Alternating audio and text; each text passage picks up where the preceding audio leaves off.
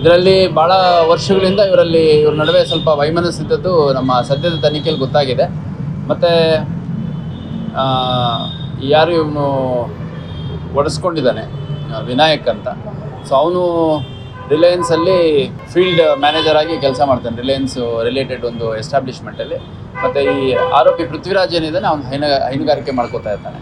ಮತ್ತು ಭಾಳಷ್ಟು ಜನ ಹೇಳುವಂಥದ್ದು ಇವನು ಇದೇ ರೀತಿ ಸ್ವಲ್ಪ ಹೆಣ್ಮಕ್ಳಿಂದ ಹೋಗೋದು, ಹೆಣ್ಮಕ್ಳಿಗೆ ಪ್ರೀತಿ ಮಾಡ್ತೀನಿ ಅಂತ ಮೋಸ ಮಾಡೋದು, ಇದೆಲ್ಲ ಮಾಡ್ತಾ ಇದ್ದಾನೆ ಅನ್ನೋಂಥದ್ದು ಹೇಳ್ತಾ ಇದ್ದಾರೆ. ಬಟ್ ಯಾರು ಇನ್ನು ಎಲ್ಲಿವರೆಗೂ ನೇರವಾಗಿ ಕಂಪ್ಲೇಂಟ್ ಕೊಟ್ಟಿಲ್ಲ. ಅವ್ನ ಮೊಬೈಲ್ ಸೇರಿದಂತೆ ಬೇರೆ ಎಲ್ಲ ಅನಾಲಿಸಿಸ್ ಮಾಡಿದಂಥ ಸಂದರ್ಭದಲ್ಲಿ ಏನು ಸತ್ಯಾಸತ್ಯತೆ ಕಂಡುಬರುತ್ತೆ ನೋಡ್ಕೊಂಡು ಅದ್ರ ಮೇಲೆ ಕ್ರಮವನ್ನು ಕೈಗೊಳ್ಳಲಾಗುತ್ತೆ. ಇದೇನೇನೋ ಇದೆ ನಮ್ಮಲ್ಲೂ ಹೇಳ್ದ, ಮತ್ತು ಮೋಸ್ಟ್ಲಿ ಮಾಧ್ಯಮದವ್ರಿಗೂ ಕೆಲವರು ಮಾತಾಡಬೇಕಾದ್ರೆ ಹೇಳ್ತಾ ಇದ್ದ.